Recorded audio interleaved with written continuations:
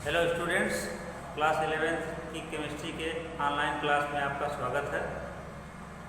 पिछले लेक्चर में हम लोगों ने द्रव्य के वर्गीकरण के अंतर्गत द्रव्य के भौतिक वर्गीकरण को जाना था, जिसके अंतर्गत यह जानकारी दी गई थी कि भौतिक अवस्था के आधार पर द्रव्य को 3 वर्गों में विभाजित किया गया है: ठोस, द्रव और गैस। और पिछले लेक्चर में ही ठोस, द्रव, गैस के बारे में विस्तार से चर्चा हुई थी। तो आज के लेक्चर में हम लोग द्रव्य के रासायनिक वर्गीकरण का अध्ययन करेंगे। तो आइए हम लोग द्रव्य के रासायनिक वर्गीकरण का अध्ययन करते हैं। द्रव्य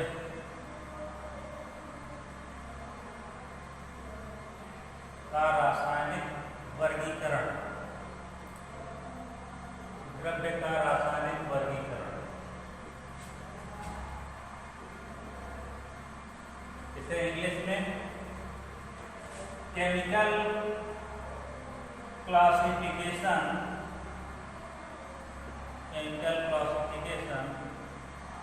ऑफ मैटर कहते हैं। केमिकल क्लासिफिकेशन ऑफ मैटर यानी द्रव्य का रासायनिक वर्गीकरण।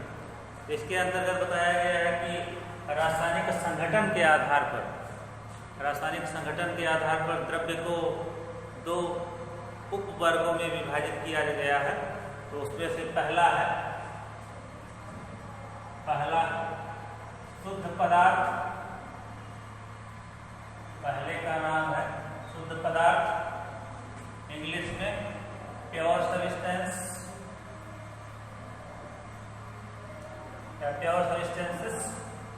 और सेकेंड है मिश्रण, है जिसे मिक्सचर कहा जाता है, MIXT हुआ मिक्सचर। तो सबसे पहले हम लोग शुद्ध पदार्थ का अध्ययन करेंगे कि शुद्ध पदार्थ क्या होते हैं। शुद्ध पदार्थ के अंतर्गत यह बताया गया है कि वे द्रव्य जो केवल एक जैसे या एक ही प्रकार के कणों से निर्मित होते हैं। एक बार फिर से सुनते हैं इसको कि वे द्रव्य जो केवल एक ही प्रकार के कणों से निर्मित होते हैं। यहाँ कण में अणु और परमाणु दोनों को समझा जा सकता है। इसको ऐसे भी बोल सकते हैं कि वे द्रव्य जो केवल एक ही प्रकार के परमाणु या अणु से निर्मित होते हैं शुद्ध पदार्थ कहलाते हैं। ऐसे लेवासिये ने इसकी एक और परिभाषा बताई है कि वे पदार्थ जिन्हें किसी भी भौतिक प्रक्रम के द्वारा या वे पदार्थ जिन्हें किसी भी भौतिक प्रक्रम के द्वारा किसी अन्य पदार्थ में या अन्य द्रव्य में परिवर्तित नहीं किया जा सकता शुद्ध पदार्थ कहलाते हैं। तो ये परिभाषा लेवासिये के द्वारा दी गई थी। आगे बढ़ते हैं। शुद्ध पदार्थों को पुनः दो उपवर्गों में वर्गीकृत किया गया है। जिसमें से पहला है तत्व, जिसको इंग्लिश में एलिमेंट भी कहते हैं, एलिमेंट्स। और दूसरा है यौगिक। यौगिक क्या होते हैं? कंपाउंड्स। तो सबसे पहले हम लोग तत्व के बारे में जानकारी प्राप्त करेंगे कि तत्व क्या होते हैं। तत्व बहुत आसान डेफिनेशन बताई गई है तत्व की कि वे शुद्ध पदार्थ जो केवल एक जैसे परमाणुओं से निर्मित होते हैं या एक जैसे कणों से निर्मित होते हैं तत्व कहलाते हैं। एक बार फिर से सुनते हैं कि वे शुद्ध पदार्थ जो केवल एक प्रकार के या एक ही प्रकार के परमाणुओं से निर्मित होते हैं तत्व कहलाते हैं। वर्तमान समय में बताया गया है कि लगभग 118 तत्व जो है 118 तत्व खोजे जा चुके हैं। इन 118 तत्वों में से 92 तत्व जो है 92 तत्व एक प्राकृतिक तत्व है, यानी प्रकृति से प्राप्त किए गए हैं। 118 तत्वों में से 92 तत्व प्राकृतिक तत्व हैं, इन्हें प्रकृति द्वारा प्राप्त किया गया है। और शेष जो तत्व हैं,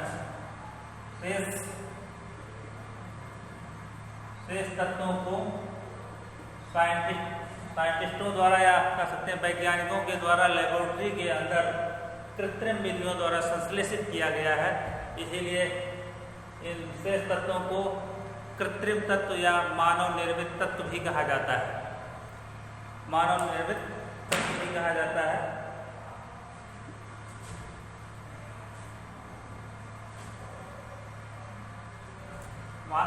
आगे देखिए, यहाँ पे बताया गया है कि 92 तत्वों में से जो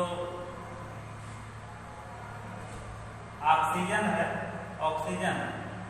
अब सबसे अधिक मात्रा में पाया जाने वाला, ये पृथ्वी की जो ऊपरी भूपर्पटी होती है, यानी पृथ्वी की जो ये ऊपरी भूपर्पटी होती है, इसी भूपर्पटी में सबसे अधिक मात्रा में पाया जाने वाला तत्व, ऑक्सीजन है। कितना पाया जाता है? 46.2% करीब पाया जाता है। दूसरा तत्व जो है वो सिलिकॉन है। सिलिकॉन के बारे में बताया गया है कि यह पृथ्वी की इसी भूपर्पटी के अंदर जो है वो करीब 27.7% तक पाया जाता है। और तीसरा तत्व एल्युमिनियम है, जो करीब 7.5 से 8% तक पाया जाता है।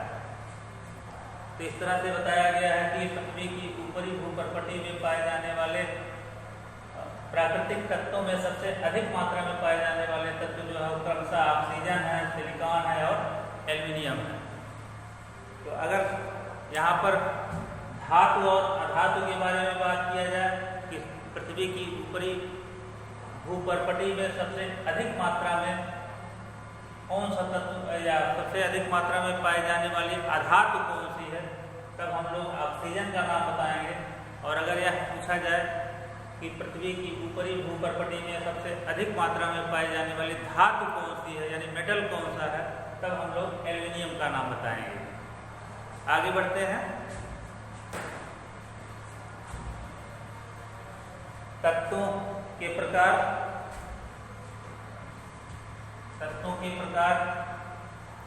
या तत्व के प्रकार। तत्वों के अध्ययन को सरल बनाने के लिए तत्वों को पुनः 3 उपवर्गों में वर्गीकृत कर दिया गया है। इसमें से पहला है धातु, जिसको इंग्लिश में मेटल्स कहा जाता है। दूसरा है आधातु और तीसरा है आधातु को इंग्लिश में नॉन मेटल भी कहते हैं। और तीसरा है उपधातु, यानी इसको इंग्लिश में मेटलॉइड्स बोलते हैं, मेटलॉइड्स। सबसे पहले हम लोग धातु के बारे में जानकारी प्राप्त करते हैं कि मेटल क्या होता है। मेटल वे आगे इसमें बताया गया है कि भौतिक मेटल के बारे में सबसे पहले हम लोग जानकारी प्राप्त करते हैं कि मेटल क्या होते हैं। वे तत्व धातु कहलाते हैं, यानी 118 तत्वों में से वे तत्व धातु कहलाते हैं जिनमें चमक पाई जाती है,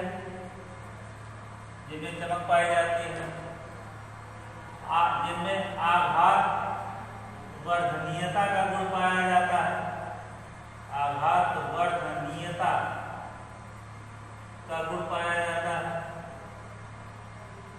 जिनमें तन्यता का गुण पाया जाता है,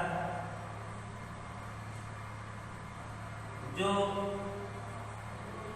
इलेक्ट्रॉन त्याग करके धनायन बनाते हैं, जो इलेक्ट्रॉन त्याग कर धनायन बनाते हैं, या जो अम्लों से अभिक्रिया करके, जो अम्लों से रासायनिक अभिक्रिया करके, रासायनिक अभिक्रिया करके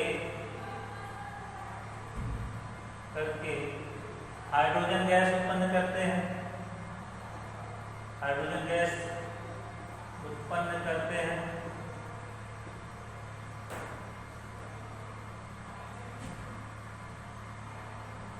इनके क्वथनांक और गलनांक उच्च होते हैं, जिनके क्वथनांक, जिनके गलनांक और क्वथनांक,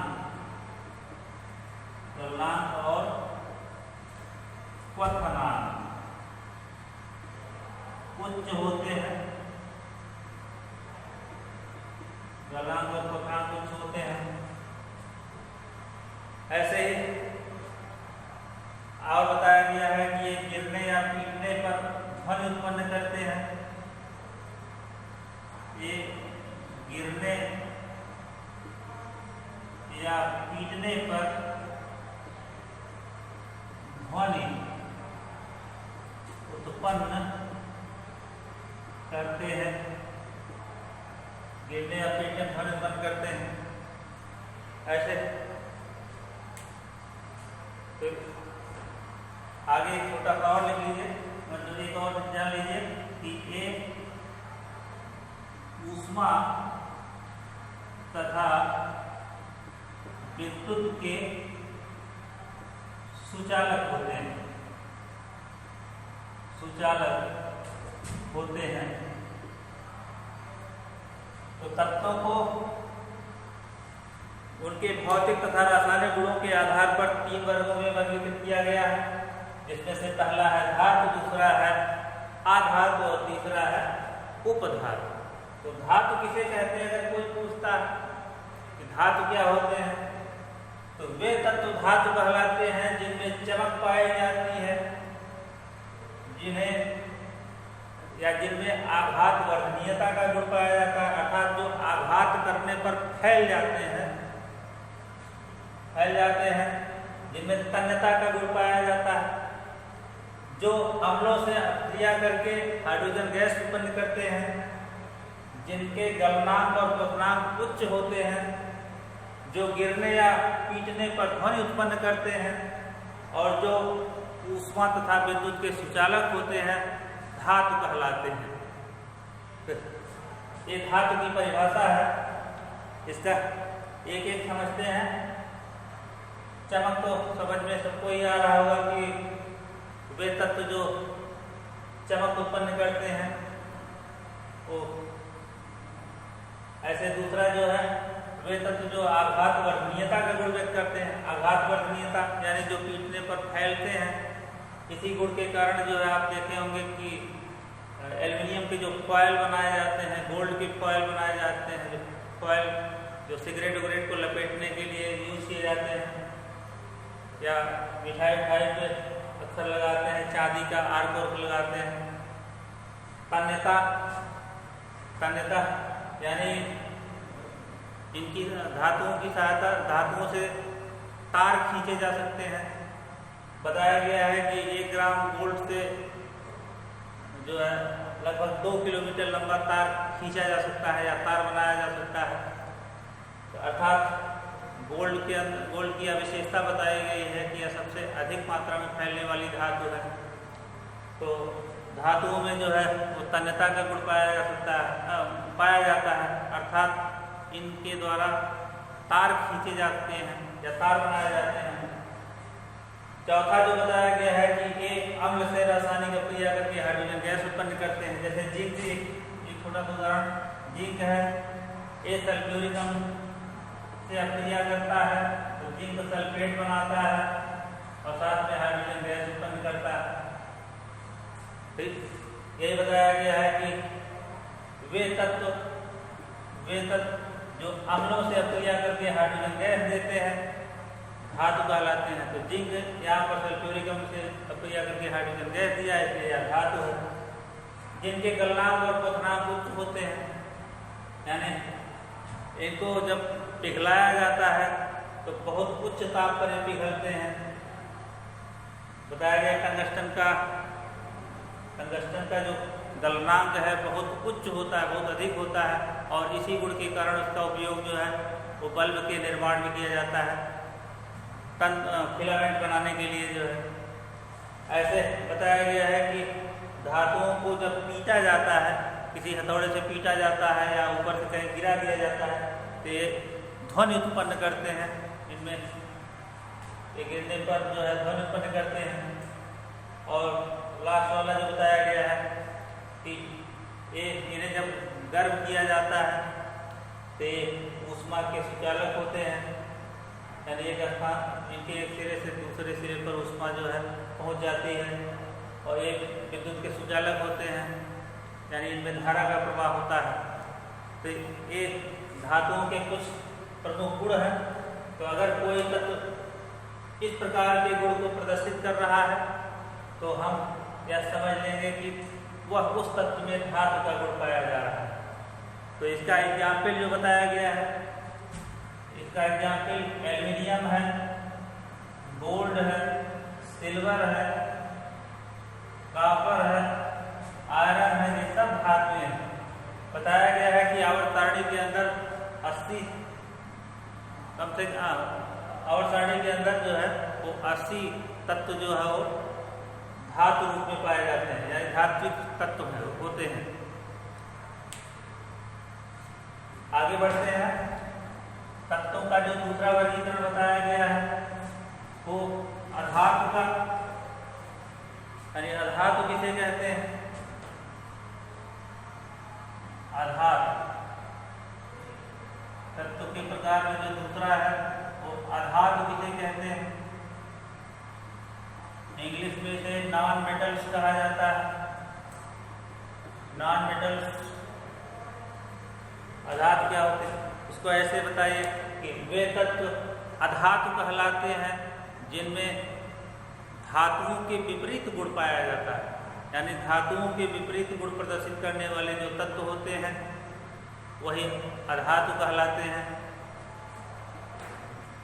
कुछ गुण पीछे हमने लोगों ने पढ़ा, जैसे बताया गया है कि धातुओं में चमक पाई जाती है तो अधातुओं में चमक नहीं पाई जाती है। या कुछ चीज़ों अपवाद के रूप में है, तो इनमें चमक नहीं पाई जाती है, चमक नहीं पाई जाएगी, चमक नहीं पाई जाती। इसमें ग्रेफाइट जो कि कार्बन का एक अपरूप है, और आयोडीन को छोड़कर ग्रेफाइट और आयोडीन में जो है ये दो ऐसी धातुएं हैं जिनमें चमक पाई जाती है। इसके अतिरिक्त जितने भी अन्य तत्व होते हैं या जितने भी अन्य धातुएं होती हैं उनमें चमक नहीं पाई जाती है। इनमें आघात वर्धनीयता का गुण नहीं पाया जाता है।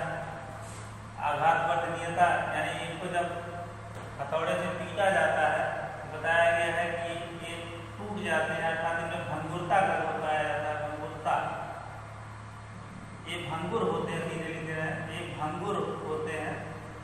इन्हें हथौड़े से जब पीटा जाता है तो ये टूट जाते हैं। ऐसे ये ऊष्मा और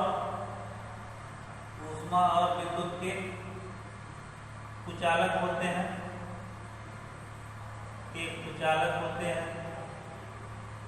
ऊष्मा और विद्युत के कुचालक होते हैं।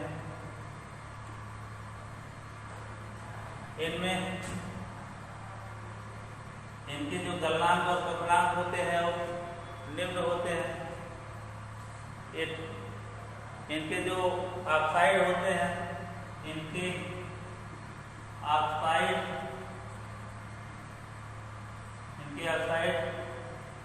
अम्लीय या उदासीन प्रकृति के होते हैं। धातुओं के ऑक्साइड कैसे होते हैं? क्षारीय प्रकृति के होते हैं और अधातुओं के ऑक्साइड अम्लीय या उदासीन प्रकृति के होते हैं। ये इनमें धात्विक चमक नहीं पाई जाती है, तो ऊपर ही बता दिया गया है ऐसे कुछ। ये ठोस, द्रव या इसको ये ठोस, द्रव, गैस तीनों रूपों में पाए जाते हैं। ठोस, द्रव और गैस तीनों रूपों में पाए जाते हैं। तीनों रूपों में पाए जाते हैं। तो इसे एक बार फिर से समझते हैं कि वे तत्व अधातु यानी नॉन मेटल कहलाते हैं जिनमें चमक नहीं पाई जाती है। यहाँ ग्रेफाइट और आयोडीन अपवाद है। इनमें भंगुरता का गुण पाया जाता है, अर्थात पीने में टूट जाते हैं। एक ऊष्मा और विद्युत के कुचालक होते हैं, अर्थात इनमें धारा का प्रवाह नहीं होता और इसमें ऊष्मा और धारा का प्रवाह नहीं होता। चौथा जो बताया गया है कि इनके ऑक्साइड अम्लीय या उदासीन प्रकृति के होते हैं। हाइड्रोजन एक अधातु है, या जब ऑक्सीजन से रिएक्शन करता है तो जल बनाता है। तो जल क्या है? एक उदासीन यौगिक है, इसलिए बताया गया है कि इनके जो ऑक्साइड होते हैं वो उदासीन प्रकृति के होते हैं।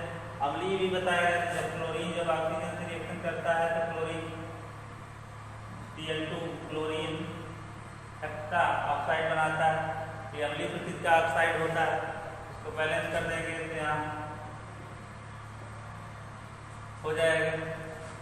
फिर बताया गया है कि जो है अधातुओं के ऑक्साइड अम्लीय और उदासीन प्रकृति के होते हैं। अधातुएं ठोस, द्रव और गैस तीनों रूप में पाई जाती है। कौन सी अधातु ठोस रूप में पाई जाती है? Carbon, phosphorus, sulphur. कौन सी अधातु जो है द्रव रूप में पाई जाती है? ब्रोमीन। कौन सी अधातु गैस रूप में पाई जाती है? Chlorine, oxygen, hydrogen, nitrogen. ये सब जो है गैसीय रूप में पाए जाने वाले अधातु हैं। तो इसका एग्जाम्पल क्या हो गया अधातुओं का? Hydrogen, nitrogen, oxygen. ये सब गैसीय अवस्था में इसको तत्व के रूप में लिखते हैं, क्योंकि तत्व का वर्गीकरण हम लोग कर रहे हैं। तो हाइड्रोजन, नाइट्रोजन, ऑक्सीजन ये सब गैसीय अवस्था में पाई जाने वाली अधातुएं। द्रव रूप में पाई जाने वाली अधातु ब्रोमीन। ठोस अवस्था में पाई जाने वाली अधातु कार्बन, सल्फर, फास्फोरस एक्सेट्रा। तो ये हो गया अधातु। उपधातु क्या होता है? तत्वों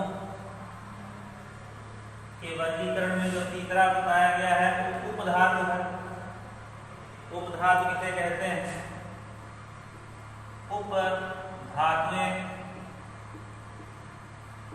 उपधातुएं को इंग्लिश में मेटलॉइड्स कहते हैं। मेटलॉइड्स बहुत आसान डेफिनेशन कि वे तत्व जो धातु और अधातु दोनों के मध्य का गुण व्यक्त करते हैं, उपधातु कहलाते हैं। एक बार फिर से परिभाषा सुन लीजिए कि वे तत्व जो धातु और अधातु दोनों के मध्य का गुण प्रदर्शित करते हैं उपधातु कहलाते हैं। जैसे एग्जाम्पल के तौर पर यहाँ बताया गया है कि एंटीमनी का संकेत Sp होता है। एंटीमनी, आर्सेनिक, बिस्मथ ये सब जो है उपधातुएं हैं। इनके बारे में बताया गया है कि ये उभयधर्मी होते हैं। ये उभयधर्मी होते हैं। तो ये हो गया उपधातुएं। तो तत्वों के भौतिक एवं रासायनिक गुणों के आधार पर उनको 3 वर्गों में विभाजित किया गया है, धातु, अधातु और उपधातु। तीनों के बारे में बता दिया गया कि धातुएं क्या होती हैं, या धातु किसे कहते हैं, उपधातु किसे कहते हैं, अधातु किसे कहते हैं, ये जानकारी दे दी गई। अब आगे बढ़ते हैं। यौगिक क्या होते हैं? द्रव्य का द्रव्य के रासायनिक वर्गीकरण का जो दूसरा पार्ट है वो शुद्ध पदार्थ के अंदर हमने बताया था कि शुद्ध पदार्थों को दो वर्गों में वर्गीकृत किया जा सकता है। पहला है तत्व और दूसरा है यौगिक। तो तत्व के बारे में जानकारी दे दी गई। अब दूसरा है यौगिक क्या होते हैं।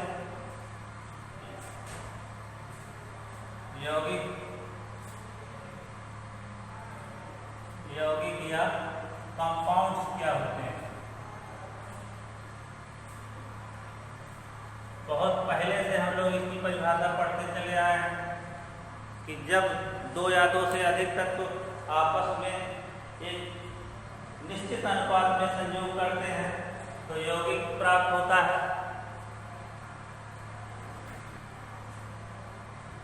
फिर से एक बार सुनते हैं इस परिभाषा को। जब दो या दो से अधिक तत्व एक दूसरे से निश्चित अनुपात में संयोग करते हैं तो यौगिक प्राप्त होता है। कुछ यौगिकों के उदाहरण बता, जैसे यहाँ जल एक क्या है, एक यौगिक है। सोडियम क्लोराइड एक यौगिक है। कैल्शियम कार्बोनेट एक यौगिक है। इसमें तत्व जो है वो आपस में एक निश्चित अनुपात में संयोग किए हैं। यहाँ पे छोटा सा उदाहरण जल का लेते हैं कि जल ऐसे एक यौगिक है। तो जल में बताया गया है कि हाइड्रोजन और ऑक्सीजन के संयोग से बना एक यौगिक है। इसमें हाइड्रोजन जो है, हाइड्रोजन के दो परमाणु, या कह सकते हैं कि हाइड्रोजन के दो परमाणु ऑक्सीजन की एक परमाणु से संयुक्त है। यानी इसके दो परमाणु इसके एक परमाणु से संयुक्त है। और जब इसका भारात्मक अनुपात निकाला जाएगा तो 2:16 का, और जब इसको सरल किया जाएगा तो 1:8 का भारात्मक अनुपात मिलेगा। यानी हाइड्रोजन और ऑक्सीजन जब कभी भी आपस में संयोग करते हैं तो उनके मध्य हमेशा जो है वो